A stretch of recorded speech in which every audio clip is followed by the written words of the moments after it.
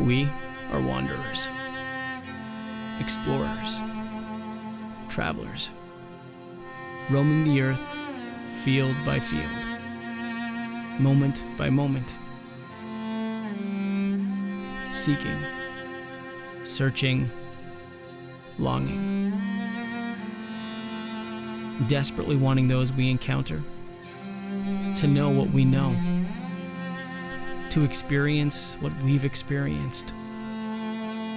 A life change so beautiful, a grace so sufficient, a mercy so unfathomable that we can't possibly keep it to ourselves.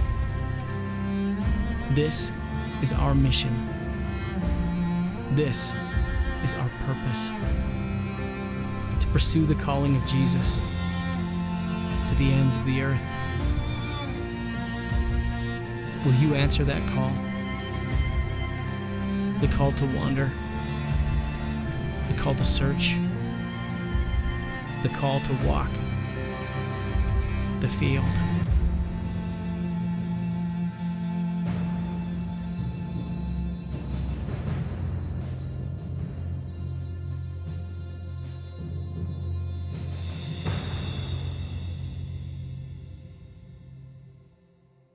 Stand with us as we worship this morning.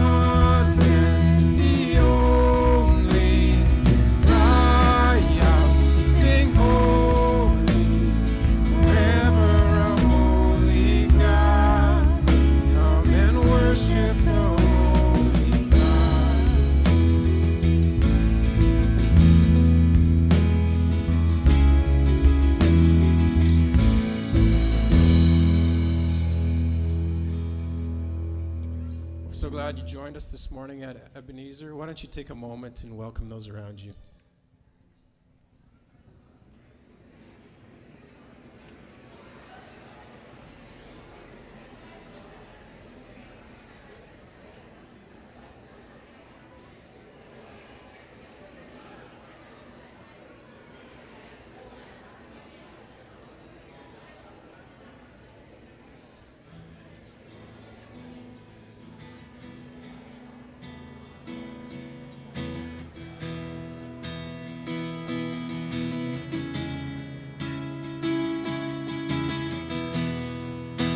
Worthy of every song we could ever sing, worthy of all the praise we could ever bring, worthy of every breath we could ever breathe. Live for you, live for you.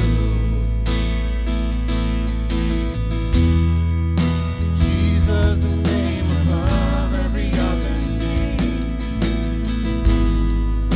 Jesus, the only one who could ever save.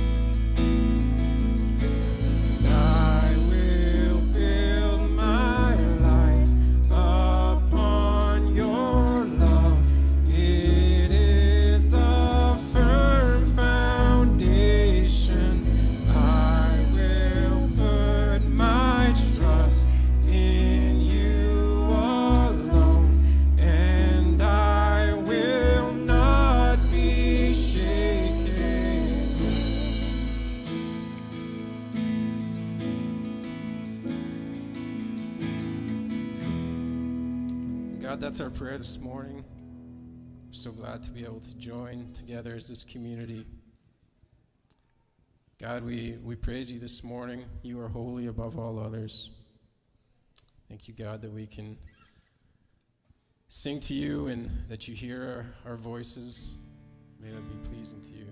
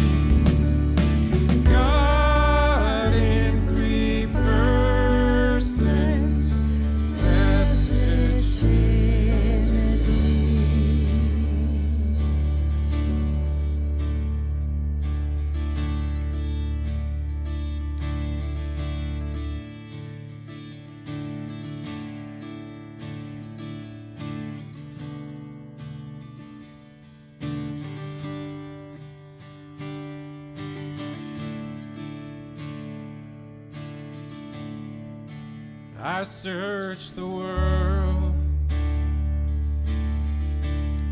but it couldn't fill me.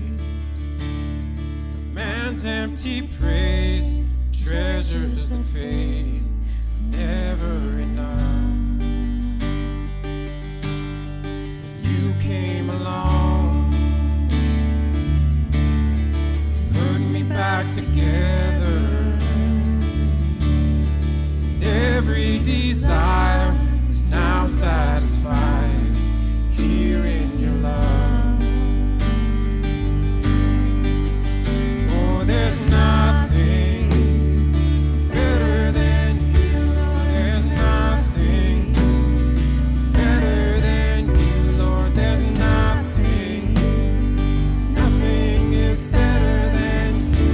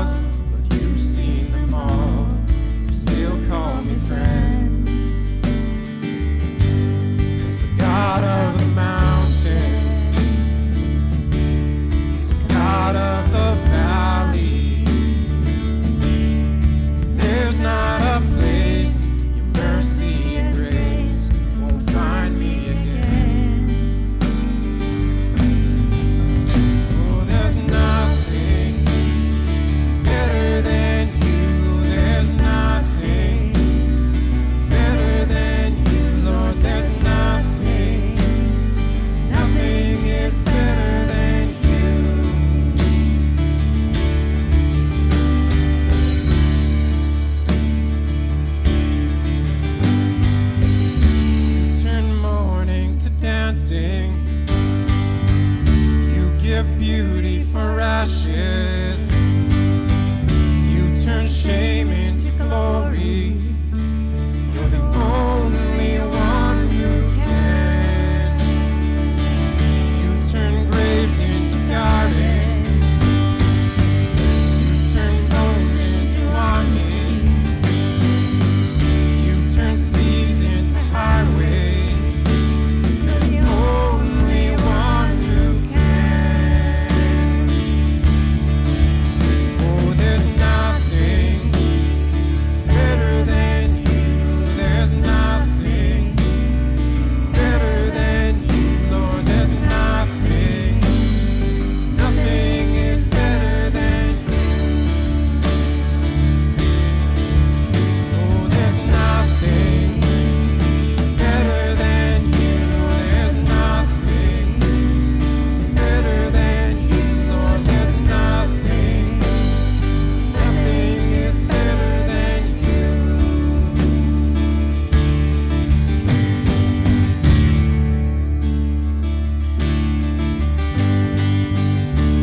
Turn graves into gardens. You turn bones into armies. You turn seas into highways. You're the only one who can. You're the only one who can.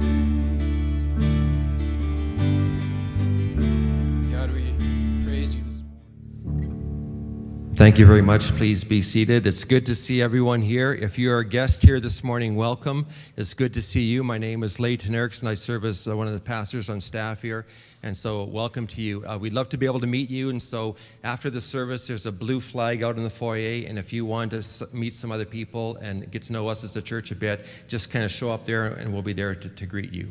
So, Jeremy, thank you very much for leading us in worship today and for the songs you've chosen. It's great. And I was just kind of looking around the room and knowing some of the stories. And it's amazing how sometimes, like the songs that we sing, like they speak deeply into our heart and soul because of the stuff that's happening. So I just have a few announcements before I lead us in a time of prayer this morning. And so the first announcement is regarding baptism. If this is something that God has put on your heart in this last while, we're going to be having some baptism services coming up in the near future. And today, following the service at 12:45, we have a baptism class. And I'll be leading that, so if you want to come and see me, if you haven't registered, you can still come. And I can't feed you a full meal, but I can give you a muffin so to tie you over until we're done our class, okay? But if you want to do that, at least come and explore that option. I would think we have about 10 people already showing up, and so it's going to be an exciting time. Second thing, our fall kickoff is coming up in 2 weeks' time. And for that day only, all 6 of our congregations are going to gather together for one service at 10 a.m. on that Sunday. And so for you 11 o'clock people, okay, now you just say it with me. I'm going to show up at 10 a.m. I'm going to show up at 10 a.m. Okay? Now, not next week, but you can then. It'll just be early, but for the week following, okay? And this is going to be an important time for us. So we're going to have the worship center right here that's going to be active. We're going to have our chapel next door. We're going to have it live streamed in there, and also the meeting room as well. So we have room for lots of people. Now, following the service, we're going to have a barbecue for all of you and all our guests that are going to be here. And as well, I think there's... Brenda, if you can put up the picture. This last week we had, my wife and I had some of our partner congregation over at our place. And if you don't know our church very well, we do have partner congregations, and we have an Arab church, we have a Nepali church, we have a Korean church, and we have an all nations church. And I asked them, I said, would you be willing to make some of your ethnic dishes and give us a sample of what it's like to be part of your family? And they all jumped at the opportunity. So we're going to have, now this is not your main meal, like think Costco samples, okay? But if you want to enjoy some of the variety that we have here, this is going to be the time for you for that. And so we're excited about that. Now, it actually takes work to pull this off. And here's the reality for us. Over the last couple of years, our volunteer base over COVID has taken a bit of a hit. And so if you're part of the Ebenezer family, you've been here for a while. Okay, if you're a guest here, you don't have to feel obligated unless you really want to. But we need some people to help serve for this coming couple weeks for the kickoff. In the foyer by the coffee station, there is a volunteer board. And if you can go there, take a look and see where we still need help, and you can just kind of pull the tab down and sign up for that, and that way we can all serve together. Because this is going to be a wonderful way for us to reconnect with people we haven't seen for a while. It's going to be a wonderful way for us to re-engage in ministry, and it's going to be a wonderful way for us to welcome those who are new to us. And we want to be a family, and we want to just really engage in the relationships around us. So that's the second thing. Third thing is that we as a church register with Right Now Media. I think Pastor Cal referred to that as like Christian Netflix. And it's a great resource, especially if you have children. There's lots of good kids program there. There's resources for Bible studies, for seminars, and other movies and stuff on that website. If you're part of the Ebenezer family, you can access those resources for free.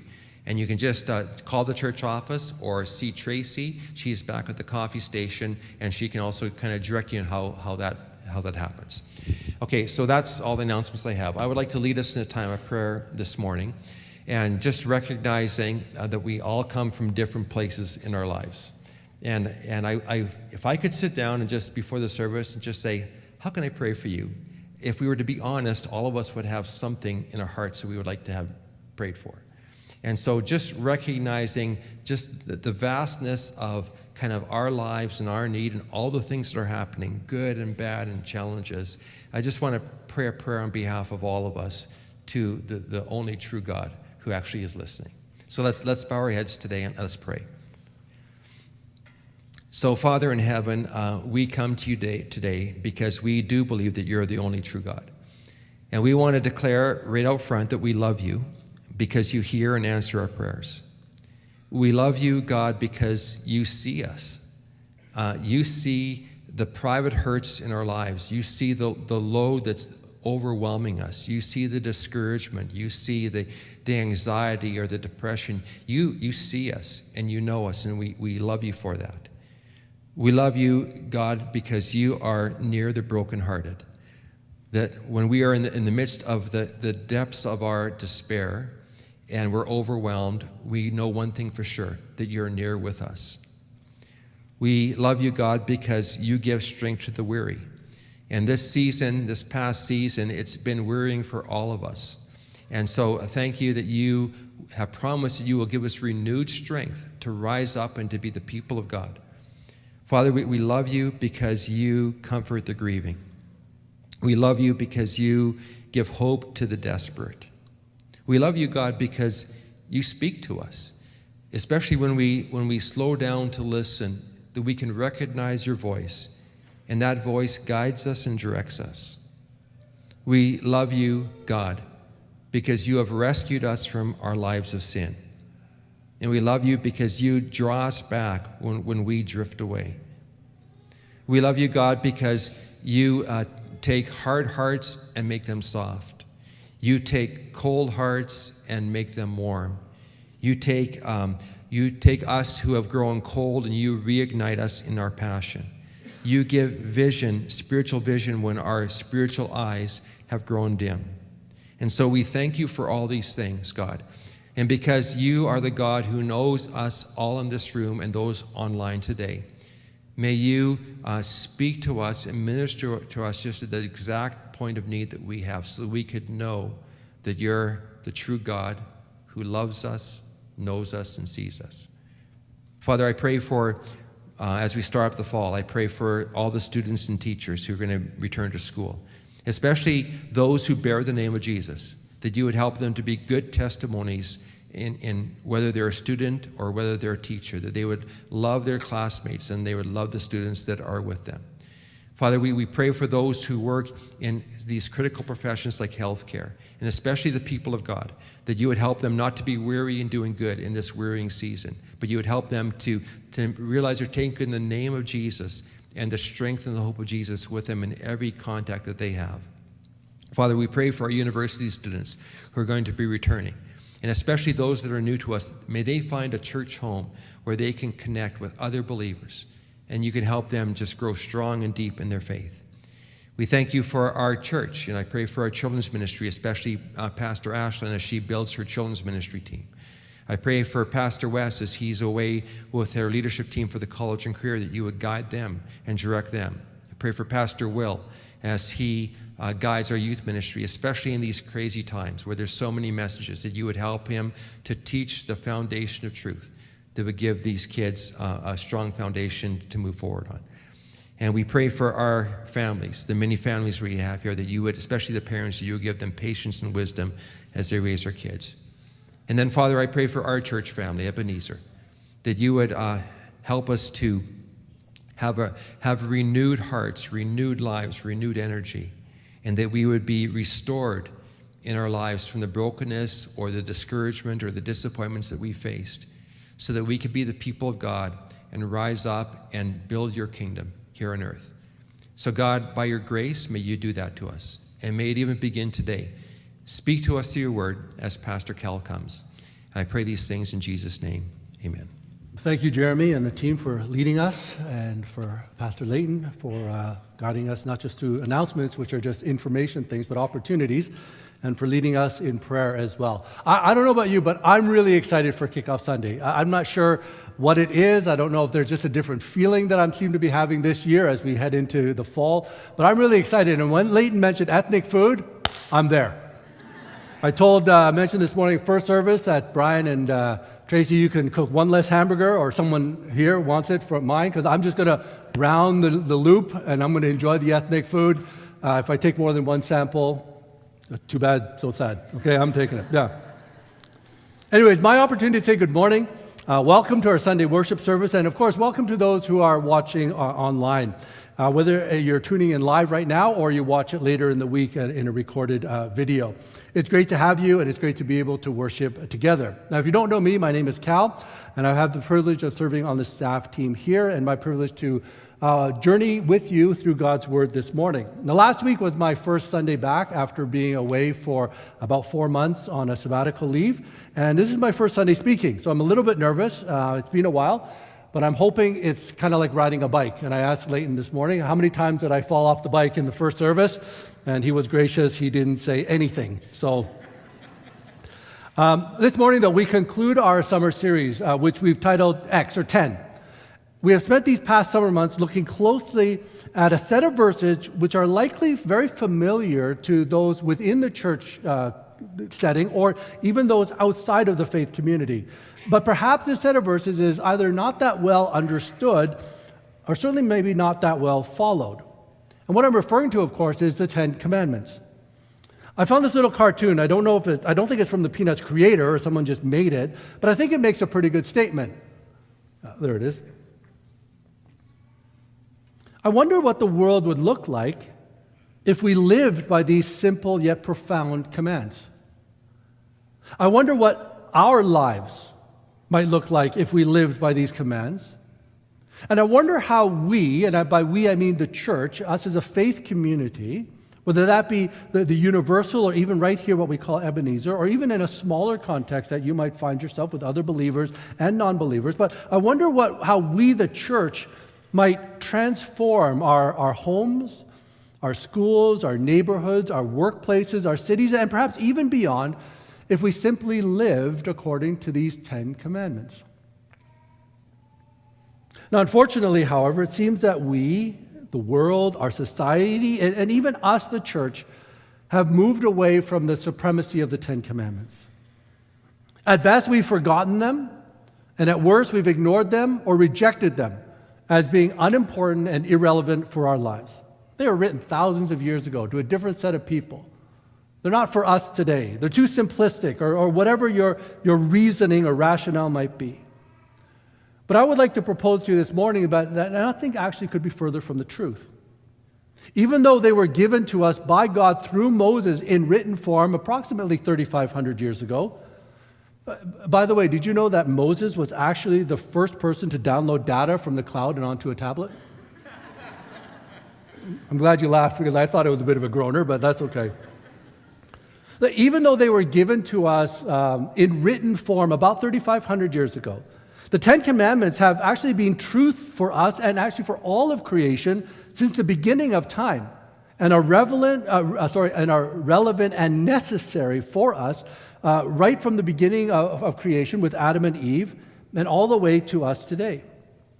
Now, even though I haven't physically been here for the past several months, I've been praying that we as a church family would discover or rediscover the relevance and importance of the Ten Commandments. But more than that, that we would actually renew our excitement in knowing God in a new and a fresh way, as well as we live the Ten Commandments, we would know more of His ways and experience the joy and beauty of a close relationship with Him as He designed us to have. Now, the key to that has been shared by the various speakers throughout the summer months.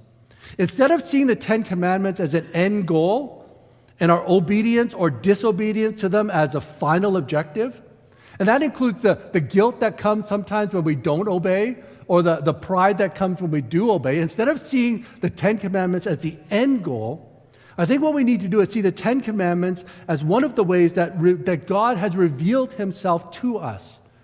He's revealed His character and His ways to us.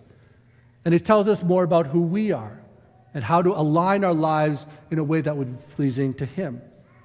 And because God both created and designed the universe, our world, as well as each and every one of us, His character, His nature, and His ways is what determines what is true and what is false, what is good and what is bad in a more simplistic way. God determines how things work and how they don't work. God determines what is best, also what is not so good, and even what is perhaps even evil. You know, if your car wasn't running the way it should, or wasn't getting the gas mileage that you anticipated it should have, would you go to, would you come to me for advice on how to get it to do better? I would warn you against that. I wouldn't know the first place to start. If your phone was draining battery much, much, much quicker than it should, would you go to a construction worker perhaps and say, well, how do I get my phone to be a little more? No, of course you wouldn't. If your car was having problems, if your phone was having problems, the best source of how to get it working properly would be the ones who made it, the ones who created it, the ones who know it inside and out, who knows how it functions, who can troubleshoot and figure out what's wrong. And so it is with life. If you find yourself in a place where you're experiencing things in life that you're not sure is what God wants you to go through, whether that be relationally or otherwise, if you're confused about your identity or other things, or you're not sure how to find those answers, look to the one who made you. And I know He'll provide you the answers you're looking for. So instead of looking at the Ten Commandments as, okay, here's the things I got to do, here are the things I'm not supposed to do, oh shoot, I broke that commandment, hey, look, I obeyed that one. Ask these questions as you head into a command of any kind in the Scripture, but particularly these 10. First, what does this command or each command tell us about the nature and the character of God?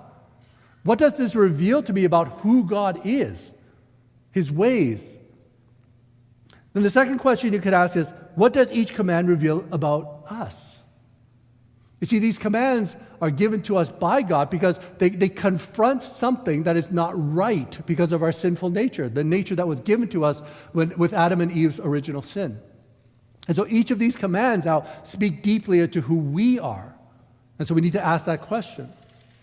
And then we need to consider, and this is a faith question, this is something you need to accept by faith, to ask the question, can we trust that God's ways are best? Can we believe in a God who is out for our good, who loves us enough to call us into a life with Him and wants us to live what Jesus called a life of abundance? And if we can answer all those questions or begin to move along the path of those questions, then we can ask ourselves, are we willing to obey? Can we make that choice and to obey what it says? And I truly believe that if we ask these questions with an open heart and an open mind, and we have a willingness to realign our lives to the ways of God and these commands, we will see and experience God's goodness and faithfulness, and again, what Jesus says that He came to give us, a life of abundance in all areas of our life. And so if you want to experience and live a full and a meaningful, a purposeful and a satisfying life, I would suggest start by living according to these commands. Now this morning is our last message in this series. But because we haven't looked at the commands in order, we conclude with commandment number 9. So let me read it to us from Exodus chapter 20, verse 16. The ninth command is this: you shall not give false testimony against your neighbor. It's actually interesting that this command comes up as the last in our series. I would actually argue that this command can be seen as a foundational command, or as we dig into this, there'll be a truth that's revealed that's foundational to all the commands, and the other 9 are founded. The first 4, which speak to God and our relationship to Him and with Him, and these last 6, which focuses on how we are to relate to one another, can all be drawn back to this command and actually the truth that I want to try to bring out for us this morning. Now, if you're like me, and you grew up in a church environment, or even if you're here or watching online, if you've never really grown up in a church, you've probably heard this command spoken of or taught as do not lie. Now, I'm not sure why we've kind of simplified it to do not lie. Maybe it's just because it's easier to remember, easier for those who are younger to be able to remember, something a little bit easier. But it isn't what the command says. You see, if the command was do not lie, we could make a pretty short message. Okay, do not lie, so stop lying. Jeremy, you want to come up and lead us in a closing song? And maybe some of you are hoping for that, but of course, no, if you know me, you're not going to get that. But, I mean, it seems a little too simple if we reduce it or just make it do not lie. So, but I think here, there's a greater truth that is addressed in a specific form, but we're going to look at kind of the what undergirds it as the important principle for us to understand. So we'll start with what the command actually is, and then we'll build from there. But before we get into this, let me ask you to do this. Picture this. You can close your eyes if you want. You don't need to, but you can just picture this in your mind. What would a world look like if no one lied? I heard some giggles. Maybe that's because it's impossible. I get that, but this is part of what we're going to get into. What would a world look like if no one lied? If no one lied to you? If you never lied to anyone? It sounds pretty good, doesn't it? Maybe for some of you it sounds a bit scary. 1997, Jim Carrey starred in the movie Liar, Liar. Full confession, I have not seen the movie. But I believe in the movie, Jim Carrey plays a lawyer who is in the habit of lying. In fact, lying comes second nature to him. Now, this serves him very well in the context of him being a lawyer. He's a very successful lawyer, but his habitual lying ruins every relationship he has, including that with, I don't know if it's a wife or ex-wife, but certainly the other character that is of note is his son. So one day, after another missed birthday party, the son is in front of his cake, and of course, as tradition goes, make a wish before you blow out the candles. And his wish is that his dad, Jim Carrey's character, wouldn't be able to lie for 24 hours. Well, as in the movie world goes, the wish comes true. And Jim Carrey is unable to lie for 24 hours. He tries, but he can't. And this inability to lie actually throws his life into complete chaos. He's no longer the successful lawyer. But I think as the movie wraps up, he finds restoration and healing in his relationships, interestingly enough. Now, that's all I really understand about the movie. But think about it. If there was no lying, if there was no deceit, no ulterior motives, no hidden agendas, wouldn't that make life not only a whole lot easier, but a whole lot more pleasant, a lot more clear? You see, businesses wouldn't have to install cameras or hire security guards. Teachers wouldn't have to supervise exams or sit students far enough away that they can't copy. You wouldn't need to have a proctor if you were writing an exam off-site. The justice system could be totally revamped, and the role of lawyers and judges would be totally redefined. And I haven't even yet mentioned the dynamics of relationships, whether that be between husbands and wives or parents and children, extended family, friends, neighbors, and so on. How incredible they would be if no one lied. We're getting ahead of ourselves a little bit, so let me kind of pull us back on track here. Let's first look at this ninth command in context and then consider the significance of what it means for us today.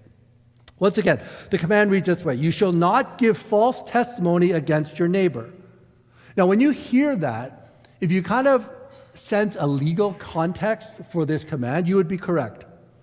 In Israel's time, there were many commands that had, if broken, serious punishment and consequences for breaking those commands, including death. Now, the legal system of that day required the testimony of at least 2 or 3 witnesses to establish guilt or innocence.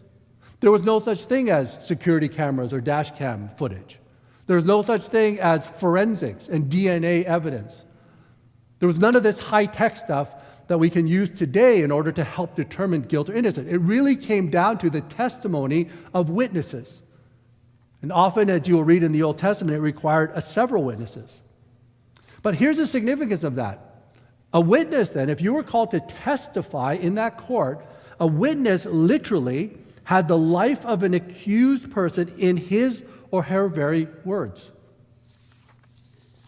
To lie in a courtroom could mean taking the life of someone who was innocent. But it could also mean setting free the life of someone who was guilty. So the 10 Commandments, and God gives these instructions, required that the Israelites spoke truthfully about others, especially in this courtroom setting, so as to ensure the foundation of justice remained rock solid, unshakable, had integrity, and was above reproach. But this command goes further than just a courtroom setting or the legal system, as few of the population, even in Israel's time, and even few of us here, find ourselves in a courtroom setting. Few of us find ourselves called forward as a witness. And so we can't just say, well, this witness is for the courtroom, and so since I've never been called to be a witness, I can just, kind of go on my merry way. No, it goes beyond that. It speaks to how we talk to and how we talk about each other, our neighbors, so to speak. Jen Wilkin wrote the book 10 Words to Live By. And she says this about the 9th command. She says, it commands honesty in our words and actions, a commitment to integrity representing our neighbors in both their presence and their absence. Though you may never be called to testify in a court of law, the testimony you bear about your neighbors in everyday moments will shape your life and theirs for good or for ill. We are called to be truthful because God is a God of truth. And not only does God speak truth, God is truth. By God's very nature and character, He defines what is true and what is not. Have you ever thought about the fact that God cannot lie? Because He is by nature truth. And so what He says is true is what His nature and character determines for us then what is true.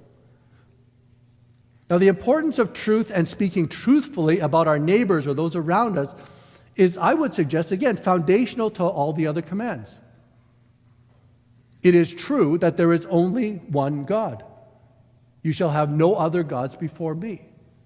And Pastor Layton mentioned it before he prayed, that when we pray, we're not just praying to our God or our concept or idea of God, we're praying to the one true God who has revealed Himself in Scripture and in Jesus Christ.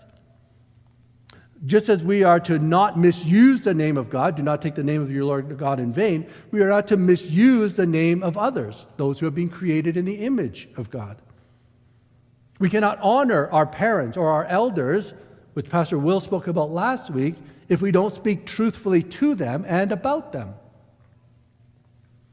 Some have summarized commands 6 through 8 as don't take your neighbor's life, your neighbor's wife, and your neighbor's stuff.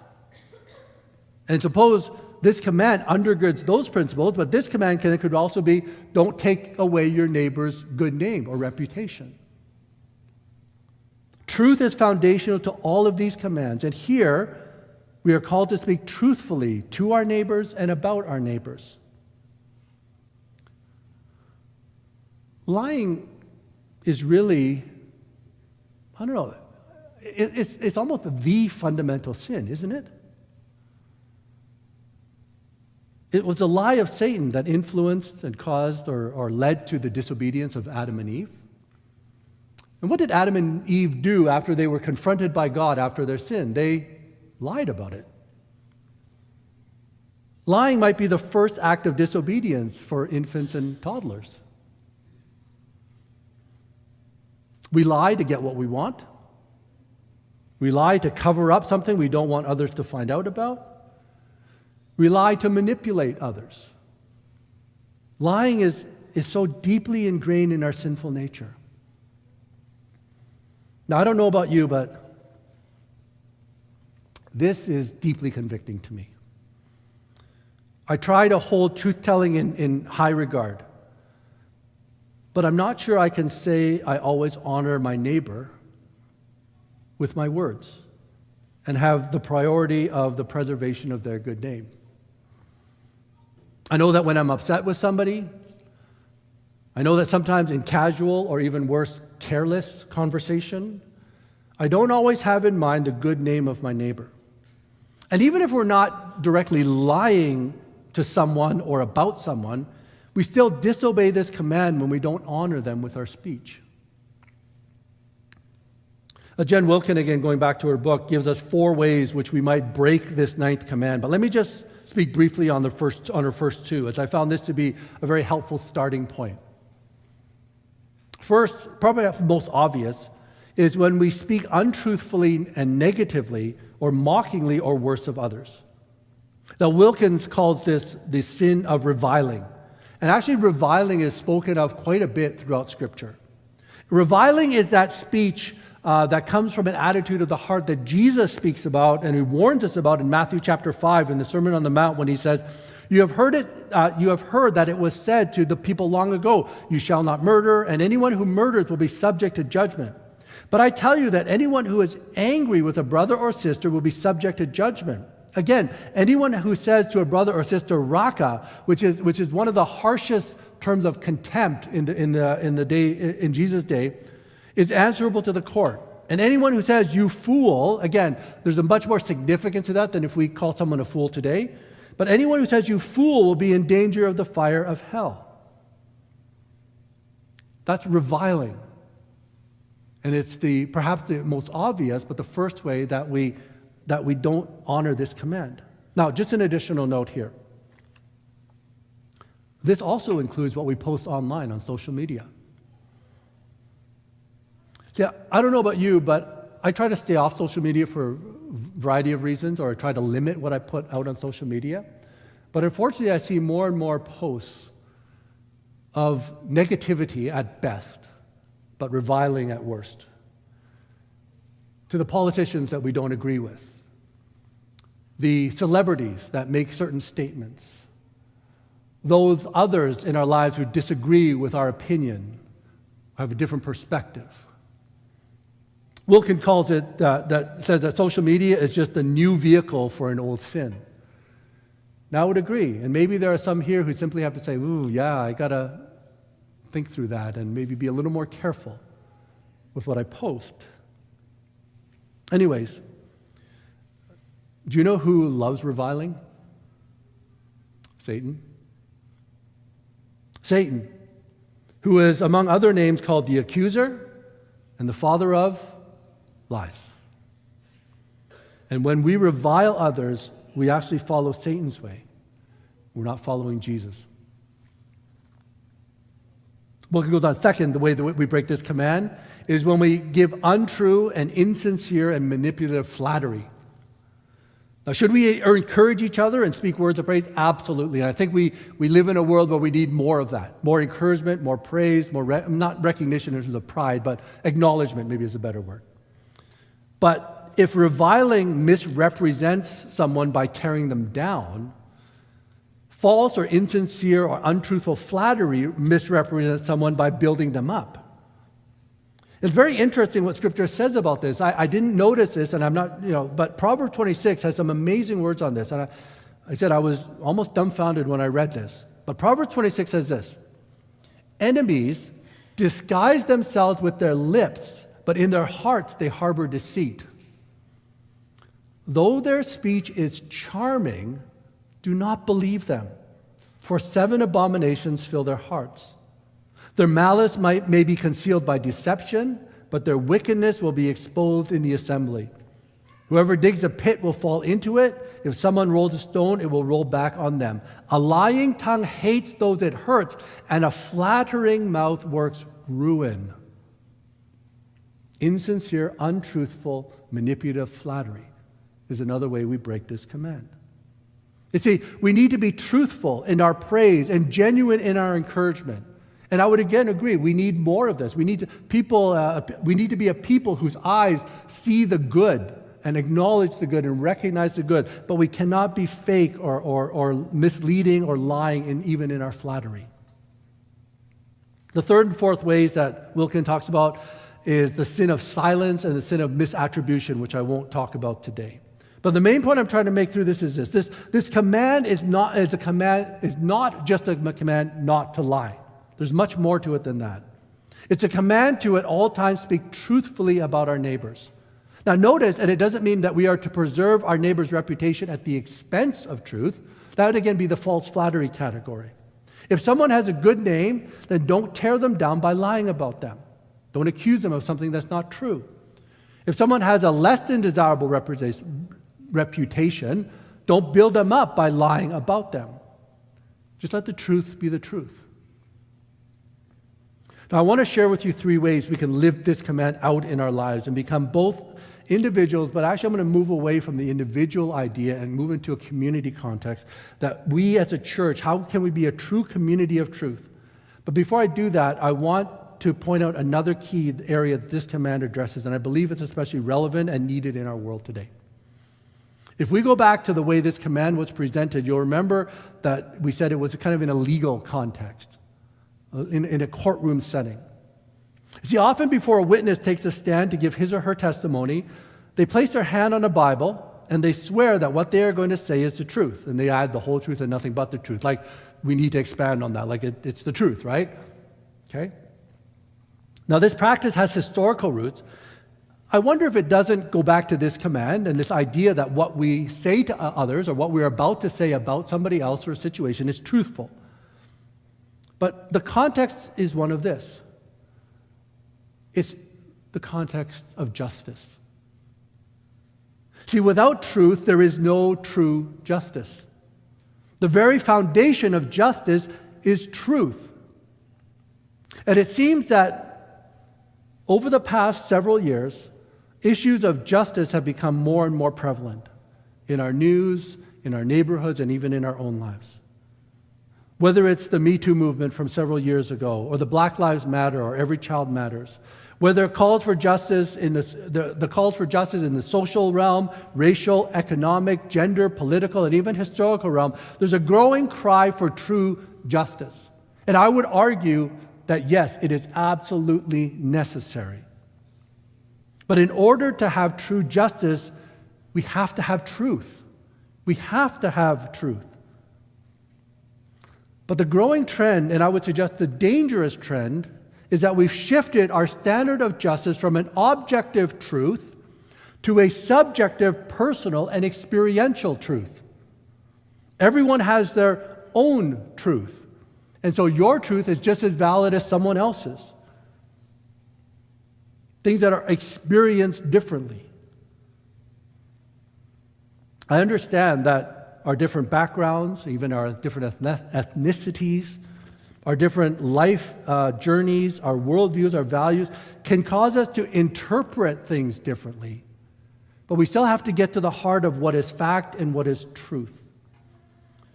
A common expression that has been used for many years, actually, as an objection to the exclusive claims of Christianity and of Christ is, well, there is no absolute truth. You see, Jesus said, I am the way, the truth, and the life, and no one comes to the Father except through me. And people are offended by that. That's an absolute truth. And, well, no, there's no such thing as an absolute truth. See, what's true for you may not be true for me. That's really what they're trying to communicate. Let's do a little experiment here. Turn to somebody beside you, doesn't matter who, just anybody, and one of you say this to another person. Say, there is no absolute truth. Go ahead.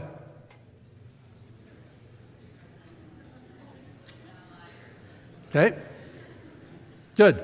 Now, the other person, turn to the first person and say, is that absolutely true?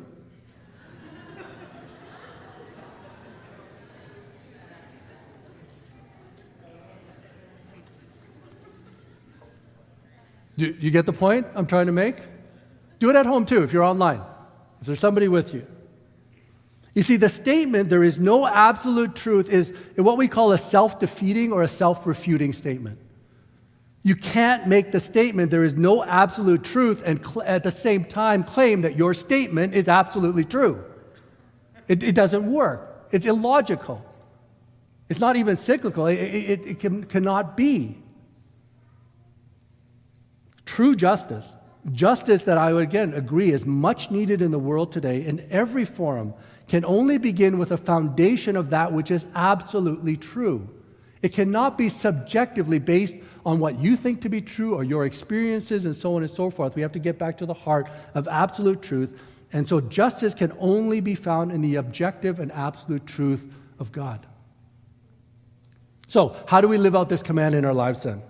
How do we, and again, I want to go beyond not just as individuals, but more importantly, we as the church, and again, I don't mean this larger gathering here or the earlier than one we're going to see in a few weeks with the partner congregation, but how can you, in your setting with other believers and non-believers, you're the church, you are the church in community, how can we live as people of truth? 3 keys. First, we need to be relentless in our pursuit of truth. You know, we chase opinion a lot. We need to be relentless in our pursuit of truth. What I call, we need to be truth seekers. See, if we don't know truth, we won't recognize nor can we confront lies. If we don't know truth, we can't speak or practice truth. And where is truth found? 2 places I would point you to: God's Word and God's Son. Now, God's Son is revealed in God's Word, so maybe they're kind of the same thing. But look at God's Word and examine the life of Jesus Christ if you want to discover absolute truth. For decades now, Christian leaders have lamented the increase of biblical literacy, or the decline of, the increase of biblical illiteracy, or in the same way to say the decline of biblical literacy. Did I do that right? Okay, thank you. The increase of biblical illiteracy, that more and more Christians and Christ followers simply do not know what the Bible says or what it teaches. Then they're influenced by all kinds of thoughts and opinions out there. But I want to add to that this morning and say there's been, certainly over the last fewer years, a significant increase in what I would say is simply poor biblical interpretation. See, what we call progressive Christianity is one of those movements. It's bad understanding of the Bible. But there are many others. And I may be taking a chance here, but I would dare say that many pastors and preachers of some of the most popular, well-attended, and big church movements propagate messages that are really formed through bad biblical interpretation.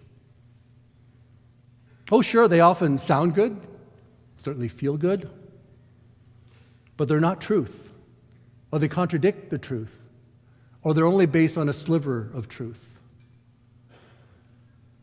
One of the things I appreciate about Ebenezer is we allow Scripture to speak for itself, and sometimes that means dealing with the hard topics. Sometimes that means somebody up front here, Leighton usually disperses it to someone else.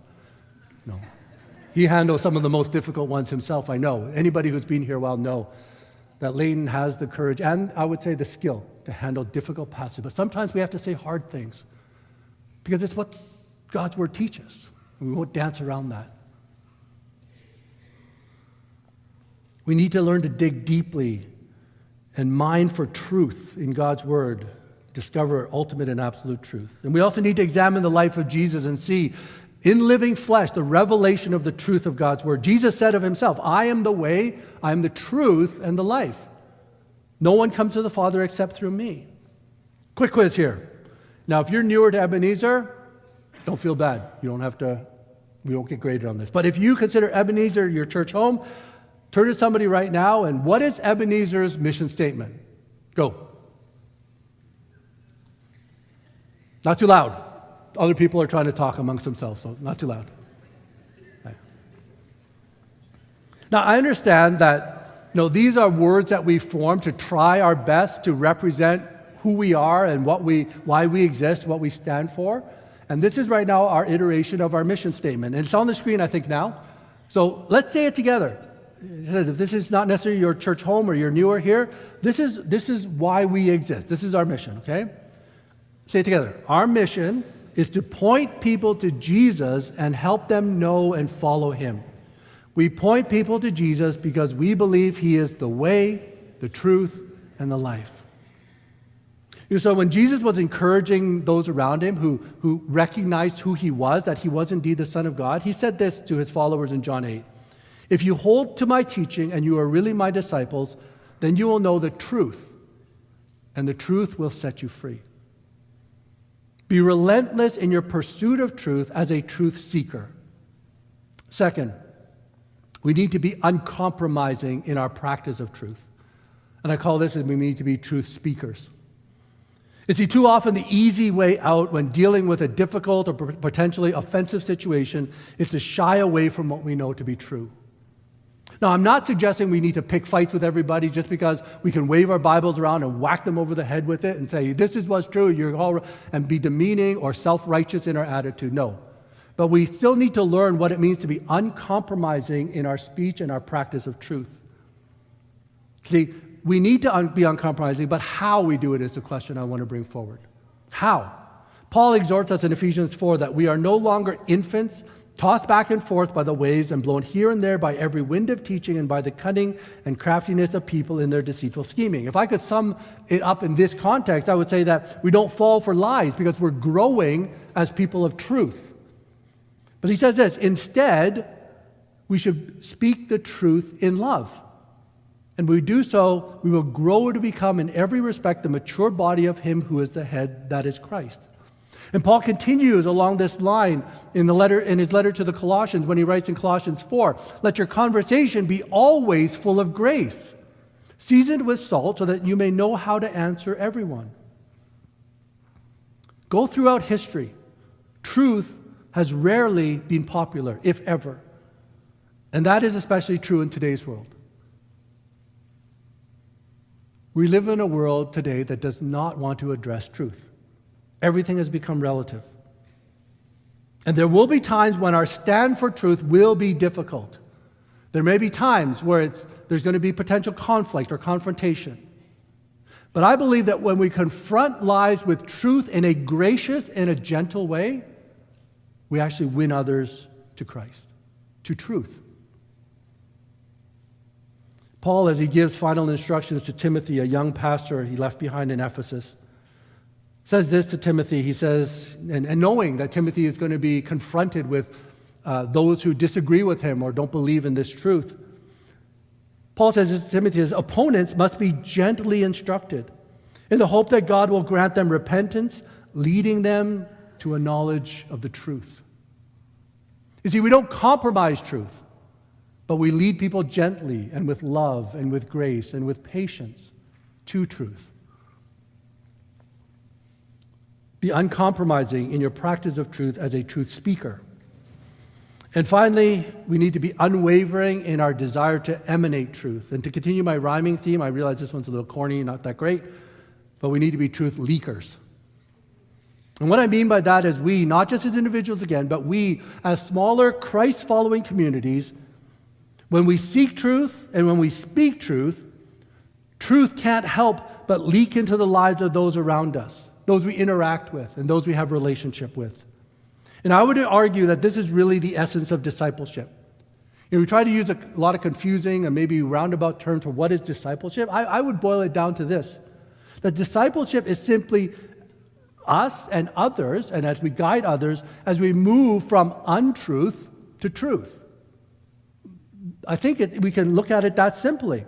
No matter where you are in your spiritual journey, whether you have been a Christian or a Christ follower for years and years and years, whether you're new to the faith, whether you're here just exploring faith and wondering what is this Christianity all about, the path of discipleship simply begins when God and others around you reveal to you what is untrue and then what is true. And it might start with something as simple as, does God exist? The truth is, yes, he does, but maybe you believe he doesn't. Does God actually love me and wants to be a part of my life? Maybe you don't think he is. He's just a cosmic genie who sets things in motion. No, he actually wants to be a part of your life. That's the truth. Discipleship is really moving from untruth to truth in all areas of life and the things of God, in the gospel. Now, the image of light is often used in Scripture as a parallel for truth. And Jesus says to his disciples and to us in the Sermon on the Mount in Matthew 5, "You are the light of the world. A town built on a hill cannot be hidden. Neither do people light a lamp and put it under a bowl. Instead, they put it on a stand, and it gives light to everyone in the house." And I'll personalize this part. It says, "In the same way, let our light shine before others, so they may see our good deeds, not for our sake or for our glory, and then glorify the Father in heaven." You see, when we leak truth in love and grace and gentleness, that truth will always dispel the lies in the darkness. You've heard it said that light always dispels darkness. It never works the other way around, right? You can't out-darken a flashlight. But a flashlight always illuminates the room. I believe truth, when done in the way Jesus calls us to, the way God intends, with love, grace, and gentleness, will always dispel the darkness. And our call is to be a people characterized by truth and allow that truth to be seen and known and experienced by others. Be unwavering in your desire to emanate truth as a truth leaker. Earlier, I asked you to picture in your mind what a world would look like if there was no lying. The 9th command, "You shall not give false testimony against your neighbor," speaks directly to the practice that we must speak truthfully about others and not take away a neighbor's good name or reputation by speaking untruthfully about them. We need to learn to be truthful in how we speak of others, both in their presence and in their absence. But it's not just to stop lying about other people. It's not just to stop lying in a court situation. Because undergirding this command is the issue and the challenge and the call for us, God's people, His church, to be a people of truth, of God's absolute truth. We need to be truth seekers, truth speakers, and truth leakers. Now, I get it. The world as a whole probably won't adopt this principle. We'll never eliminate lying. It's so deeply ingrained in us as individuals, as people, as a society. The world may never choose to follow this way. But I would bet that we can slowly change the world if we build communities where truth reigns supreme. That as you and those that you gather with, as in your neighborhoods, in your school and workplaces, especially with other believers, as we make it a priority to seek and to speak and to leak truth, we can make a difference. Jeremy and the worship people, you guys come back up on stage. Get ready. In closing, let me just give each of us a reminder that the life of the Christ follower, the Christian, as well as the spiritual journey of what we call discipleship, was never meant to be done alone. It's not just an individual thing. God calls us to be in a community with others, and truth is best learned and discovered, lived and practiced and released in the context of community. I understand over the past 2.5 years, there have been many times that we haven't been able to gather in this physical place with what we call our church family. We haven't been able to gather in our homes with others, your own immediate family, or your own family, much less others in neighborhood or other friends. We've been limited in our ability to meet together, but we haven't stopped being the church. And for those of you who are watching online, we are very thankful and grateful that you've chosen to make us a part of your Sunday service. Just as I'm grateful that each of you are here, that you've chosen to come here this Sunday morning. But watching a service online or even attending service here on a Sunday morning, it doesn't represent what God calls us to be as His church. It's one of the important practices, yes. But unfortunately for many of us, we've made this everything that we are as Christ followers, and it's not. So as we head into this fall, we've got Kickoff Sunday coming up in a couple of weeks. Can I encourage you, maybe even challenge you, if you haven't already, to make it a priority to re-engage or to engage in a full way. I understand COVID isn't gone. Okay? I mean, there's talking about another swell perhaps coming up this fall, but we have different ways to put some safeguards in place, and I understand there's still some comfort issues, and I want to be respectful of that. But can I challenge you to re-engage?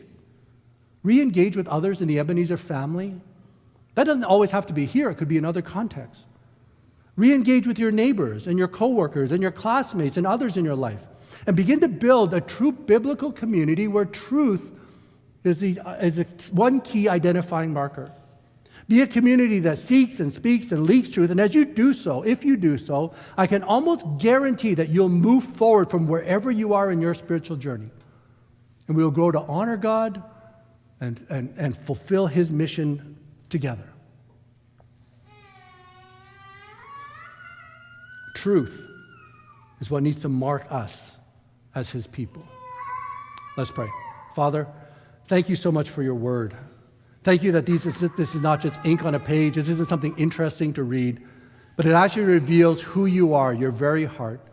And it gives us revelation as to who we are and how much we need you and how much you desire for us to come into relationship and fellowship with you.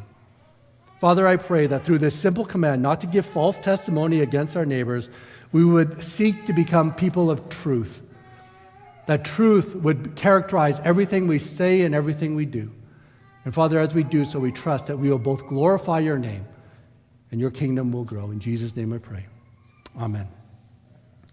As Jeremy leads us and his team leads us in a closing song, we take time each week to practice what we believe deeply to be a key aspect of what it means to be a church and to be a family, and that is simply we pray for each other. And so if you're here this morning and you have things on your heart that you have not necessarily shared with others and you would like someone to pray with you and pray for you, we would love to do that. And it might take some courage for you to step forward and share those things, but it's always a time of blessing and encouragement when we can do that. There'll be leaders at each of the corners here, and you can come forward. If you know of somebody sitting near you or even not near you, you're up in the balcony, you know, hey, that family's here and I know that they need some prayer support, make your way down. Come on down. We can move around. We're not rigidly sitting in our seats here. We can move around and just place your hand on their shoulder. Say, I'm praying for you. And so this is one of the ways we actually be family together. It's a once-a-week thing, but we want to extend this into our culture, into our practices. So as Jeremy leads us, take time to pray for each other, to pray for one another, and let's be the church together. Let's stand as we sing our final song.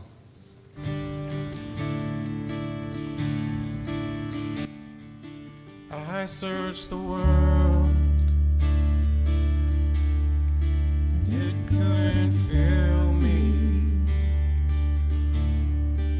Empty praise, treasures that fade are never enough. And you came along